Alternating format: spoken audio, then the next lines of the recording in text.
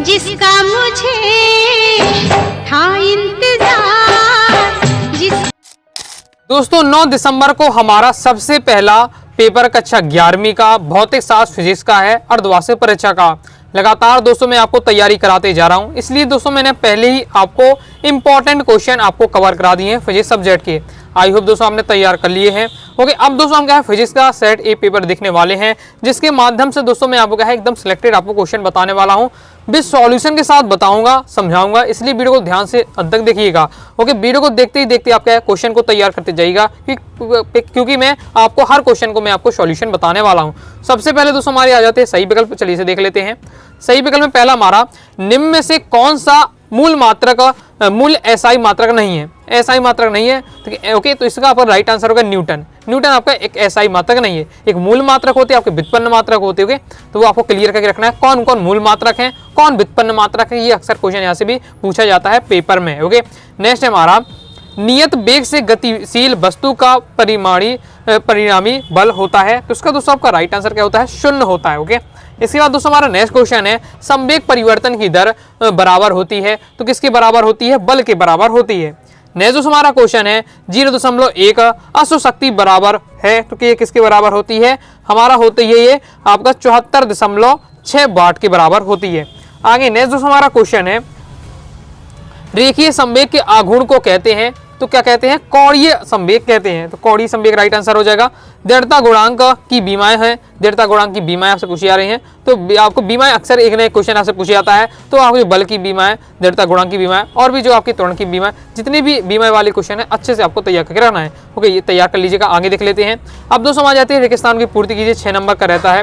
पहला क्वेश्चन है परम शून्य ताप परम शून्य ताप का मान होता है। तो कितना होता है, इसका राइट आंसर हो जाएगा दोस्तों आपका -273.15 डिग्री सेल्सियस। इसके बाद नेक्स्ट है आदर्श गैस समीकरण है। तो आदर्श गैस का समीकरण क्या होता है, आपका PV = RT होता है आदर्श गैस समीकरण। नेक्स्ट है बर्फ के गलन की गुप्त ऊष्मा होती है। तो बर्फ के गलन की गुप्त ऊष्मा 80 कैलोरी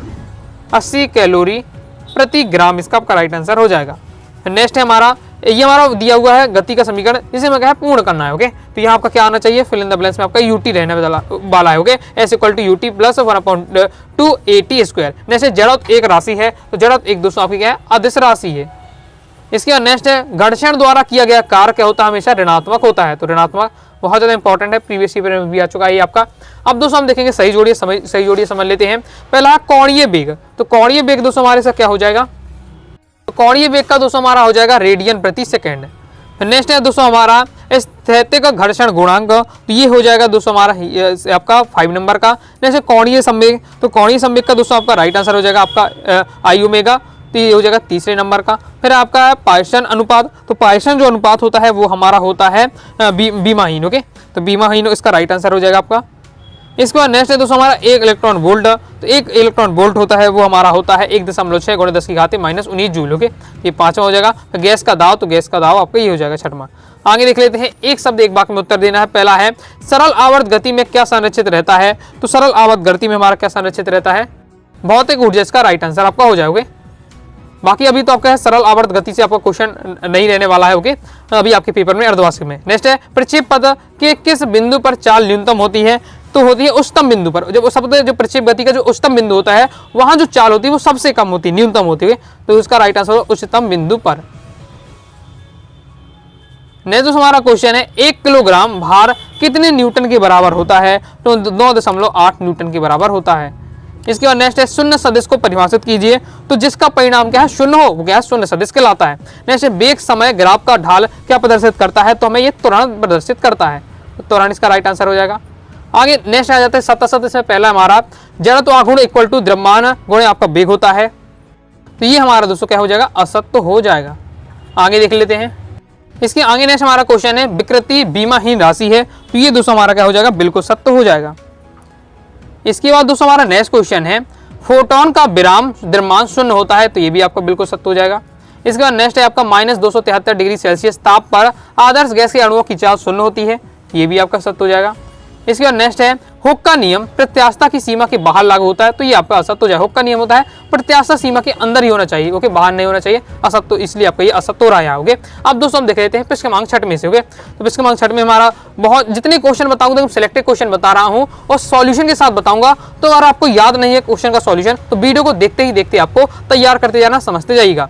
तो 6वें नंबर का क्वेश्चन है विमीय विश्लेषण की सीमाएं क्या है। तो विमीय विश्लेषण के उपयोग और विमीय विश्लेषण की सीमा, ये क्वेश्चन अक्सर बनते हैं। ओके, सीमाएं हम देख लेते हैं। अथवा में हमसे पूछा जा रहा है एक पारसेक में कितने खगोलीय मात्रक होते हैं। तो विमीय विश्लेषण की हमारी यहाँ सीमा क्या रहने वाली है।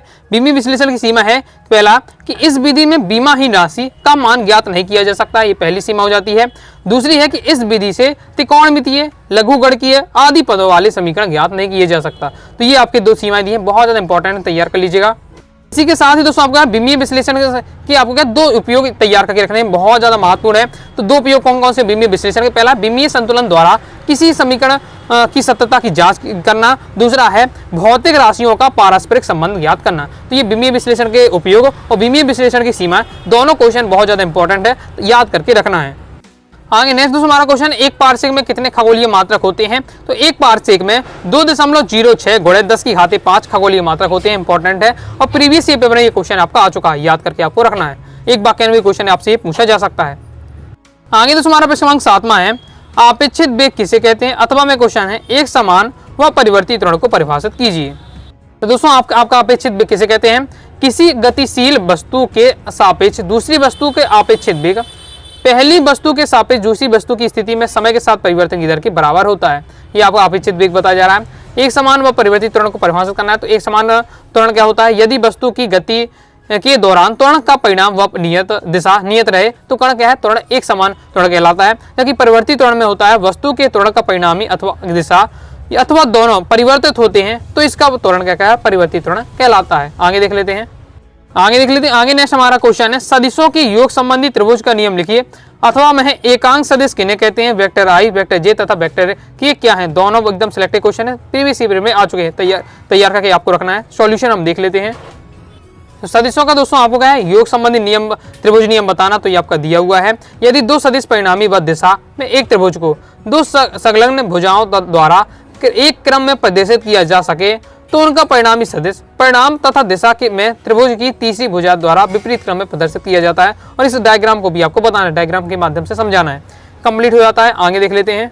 नेक्स्ट दोस्तों हमारा क्वेश्चन है एकांक सदिश क्या है। तो वह सदिश जिसका परिणाम एकांक होता है एकांक सदिश कहलाता है। अब वेक्टर आई वेक्टर जे वेक्टर की क्या है, तो वेक्टर आई वेक्टर जे एकांक सदिश है को हम क्या है एक्स दिशा वाई दिशा और जेड दिशा में क्या है प्रदर्शित करते हैं। ओके, और वेक्टर आई वेक्टर जे एक एकांक सदिश है जिन्हें हम क्या है एक्स वाई जेड दिशा के लिए उपयोग करते हैं। ओके, कंप्लीट हो जाता है। आगे देख लेते हैं।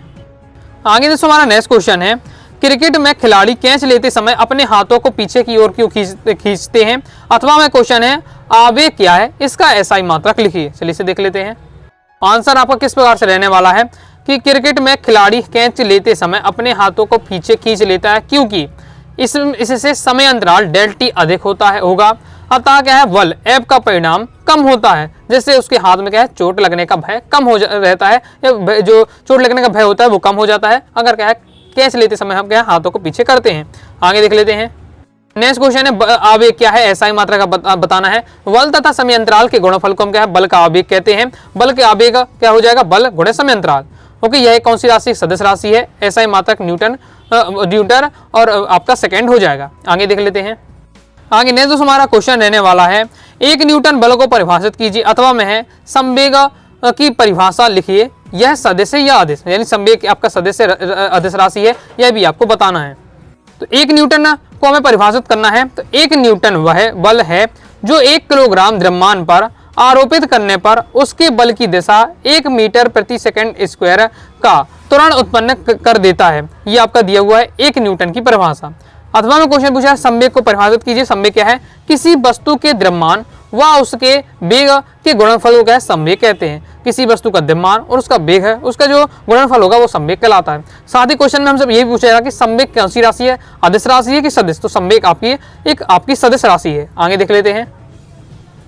आगे बढ़ने से पहले दोस्तों बताना चाहूंगा, अगर दोस्तों आप क्या है कक्षा 11वीं भौतिक शास्त्र फिजिक्स सब्जेक्ट की प्रॉपर तैयारी करना चाहते हैं ऑल चैप्टर पीडीएफ नोट्स चाहते हैं, ओके, हैंड रिटन रहने वाले हैं। साथ ही दोस्तों आपको all chapter important question answer, all chapter आपको ऑब्जेक्टिव क्वेश्चन आंसर रहेगा, previous year paper, model paper रहेगा आपकी अर्धवार्षिक परीक्षा के लिए, वार्षिक परीक्षा के लिए, मतलब आपकी फिजिक्स सब्जेक्ट की प्रॉपर तैयारी हो जाएगी, प्रॉपर आपको पीडीएफ मटेरियल मिल जाएगा। तो दोस्तों कोर्स को ज्वाइन करने के लिए 90 39 53 40 79 इस दिए व्हाट्सएप नंबर मैसेज करके कोर्स के बारे में जानकारी ले सकते हैं और कोर्स को ज्वाइन कर सकते हैं।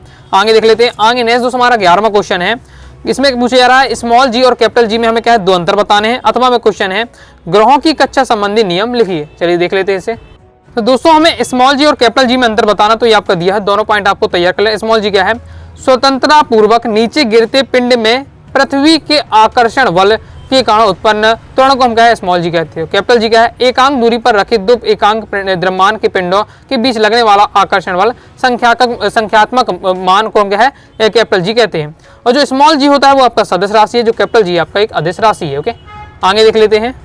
इसके बाद दोस्तों आपको ग्रहों की गति संबंधी आपको क्या कक्षा का नियम लिखना है। तो प्रत्येक ग्रह सूर्य के चारों ओर एक दीर्घवृत्ताकार कक्षा में चक्कर लगाता है, जिसमें एक फोकस पर सूर्य स्थित होता है। ये आपका है ग्रहों की गति संबंधी कक्षा का नियम। आगे देख लेते हैं।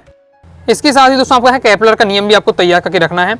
आगे नेक्स्ट दोस्तों हमारा 12वां क्वेश्चन है, 1 कैलोरी ऊष्मा की परिभाषा लिखिए, अथवा में है तापीय प्रसार क्या है। तो 1 कैलोरी ऊष्मा को आपको परिभाषा लिखना है। तो 1 ग्राम जल का ताप 1 डिग्री सेल्सियस बढ़ाने के लिए आवश्यक ऊष्मा की मात्रा को क्या है, 1 कैलोरी कहते हैं। ओके, आगे देख लेते हैं। आगे नेक्स्ट हमारा क्वेश्चन था तापीय प्रसार क्या है। तो प्रायः प्रत्येक पदार्थ गर्म करने पर फैलता है, क्योंकि गर्म करने पर पदार्थ के अणुओं के बीच जो साम्य दूरी बढ़ जाती है, मतलब पदार्थों के अणुओं के बीच क्या जो दूरी बढ़ने लगती है, इसे पदार्थ का क्या है, तापीय प्रसार कहते हैं। आई होप आप समझिए, बिल्कुल सिंपल दिया हुआ कि क्या है, जब हम क्या है किसी भी पदार्थ को गर्म करते हैं तो उसके जो अणु होते हैं पदार्थ के जो अणुओं के बीच की दूरी होती है वो बढ़ने लगती है, वो कोई पदार्थ फैलने लगता है, इसे हम क्या है पदार्थ का तापीय प्रसार कहते हैं। आगे देख लेते हैं। तो इस प्रकार से दोस्तों हमने क्या है प्रश्न क्रमांक 12वें तक कंप्लीट कर लिए थे। प्रश्न क्रमांक 12वें तक आपके क्या है 2 नंबर वाले क्वेश्चन रहते हैं। प्रश्न क्रमांक 13वें से दोस्तों आपके 3 नंबर वाले प्रश्न स्टार्ट हो जाते हैं। ओके, तो आपके पार्ट 1 में इतना ही। सेकंड दोस्तों आपका पार्ट आएगा, उसमें हम क्या है आपके 3 अंकी वाले 4 अंकी वाले महत्व क्वेश्चन रह जाते हैं। प्रश्न क्रमांक 12वें के आगे, प्रश्न क्रमांक 13वां 14वां आगे, तो उसको हम क्या है सेकंड पार्ट में कवर करेंगे। तो जितने क्वेश्चन मैंने आपको अभी बताए हैं तैयार कर लीजिएगा। साथ ही अलग से मैंने आपको इंपॉर्टेंट क्वेश्चन में आपको बताए थे, उनको भी आपको तैयार करते जाना है। तो आई होप दोस्तों आपको वीडियो पसंद आएगी। वीडियो लाइक करके सब्सक्राइब जरूर कर दीजिएगा। साथ ही दोस्तों टेलीग्राम चैनल, व्हाट्सएप चैनल को ज्वाइन कर लीजिएगा। कोई दोस्तों डाउट आता है कमेंट बॉक्स में जरूर पूछिएगा। मिलते हैं नेक्स्ट वीडियो में, तब तक के लिए बाय बाय।